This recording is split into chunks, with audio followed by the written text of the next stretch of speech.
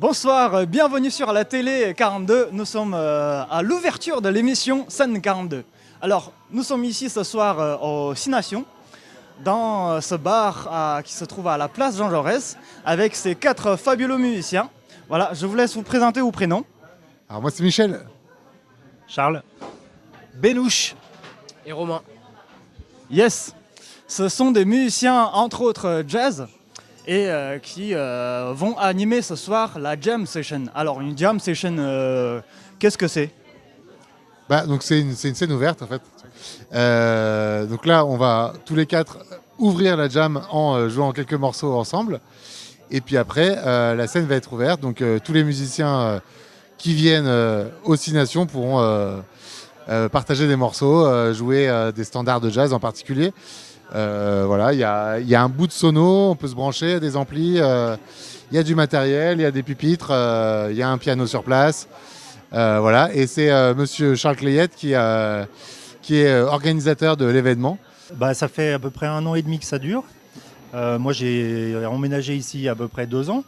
Et puis j'ai vu cet endroit qui allait ouvrir et je me suis adressé au patron et ça a marché. En fait, il était partant pour l'aventure pour faire une jam session, donc arriver à fédérer un espèce de vivier de musiciens et de pouvoir jouer ensemble, partager, avoir un moment convivial et une fois par mois pouvoir se retrouver ici. Et donc ça fait 2 ans, il y a pas mal de musiciens qui viennent, ça marche, c'est bien, on y trouve tous notre intérêt. Et voilà, donc c'est un bon moment.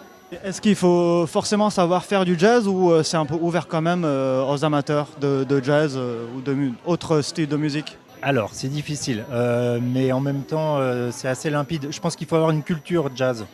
Après, pas forcément connaître tout le répertoire jazz, mais avoir une notion de ce qu'est le jazz et arriver à pouvoir se caler dessus. Si on est complètement rock et qu'on n'a aucune notion de ce qu'est le jazz, ça va être difficile. Donc, il faut au moins avoir 2-3 petits morceaux du répertoire là-dedans. Mais je crois, si je ne me trompe pas, qu'il y a d'autres concerts et peut-être d'autres jam sessions ici, dans d'autres styles. En tout cas, nous, notre rayon, c'est plutôt le jazz. Voilà.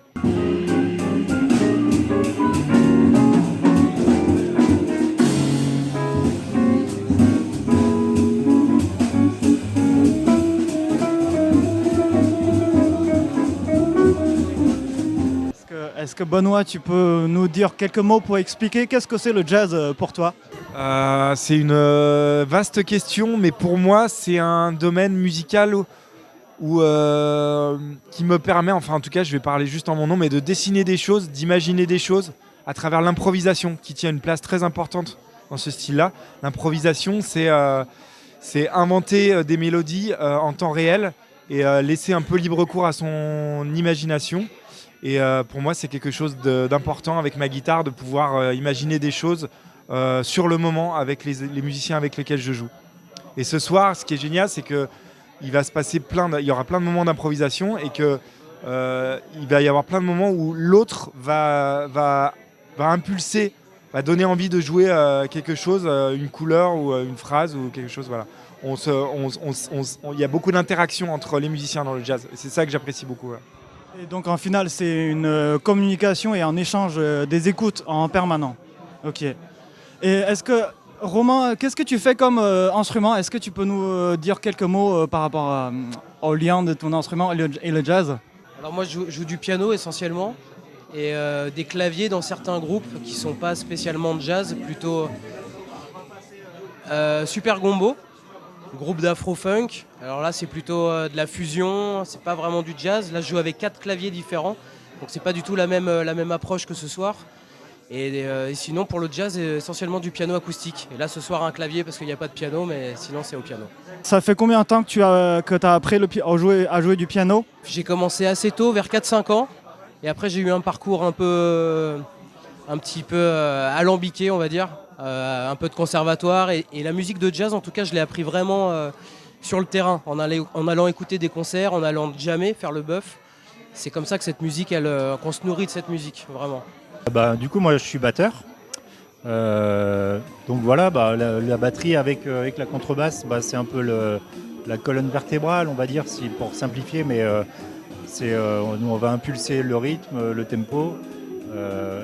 Et avec l'aide des autres, on va essayer de garder tout ça et puis d'emmener, de faire une boule d'énergie et essayer de contenir cette énergie et puis de l'emmener quelque part avec les propositions de chacun, les solistes et puis par exemple le piano qui accompagne. Voilà, on essaye de tous se mettre ensemble et de faire bouger la chose, voilà, comme ça. Est-ce que tu as deux, trois références à nous conseiller pour découvrir un peu La batterie, je dirais par exemple Elvin Jones avec John Coltrane, par exemple, dans les batteurs historiques.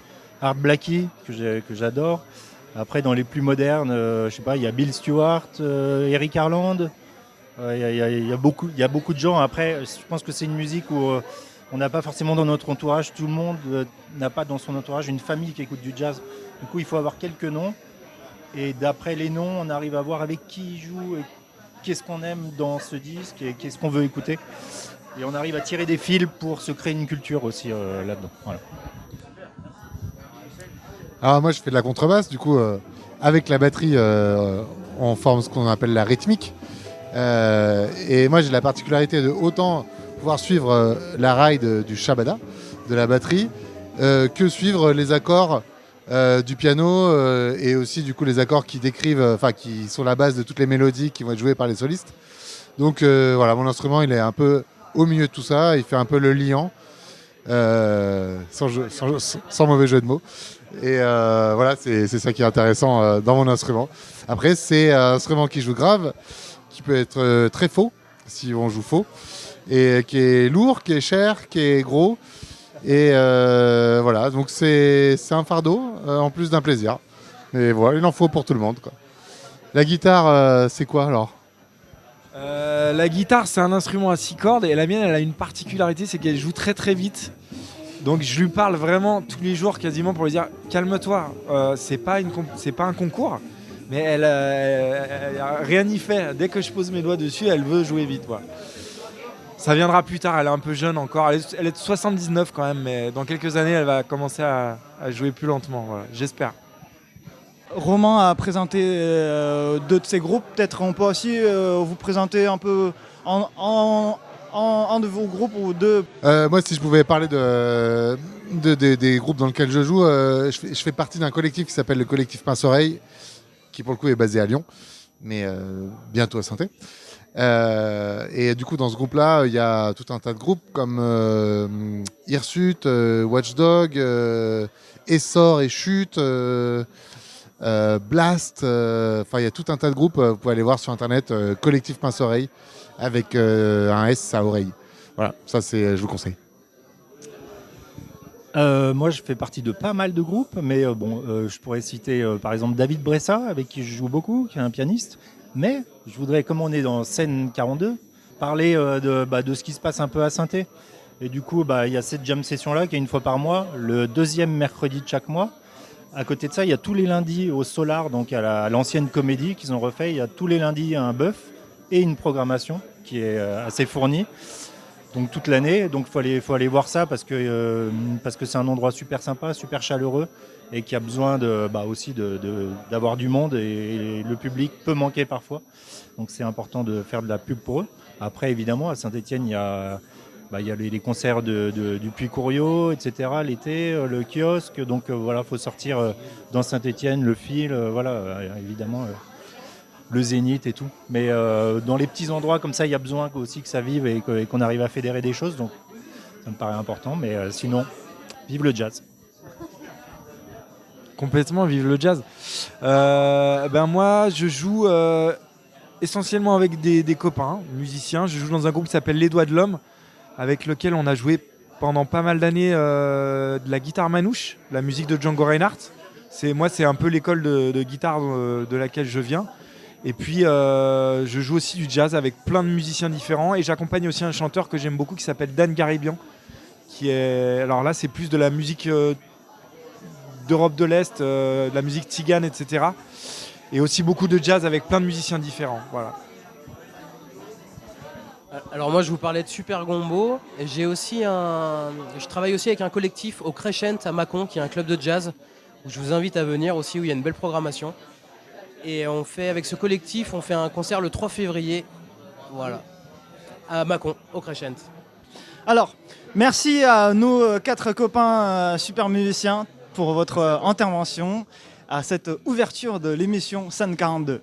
Alors, j'espère que la longue vie à la scène... Merci, à bientôt.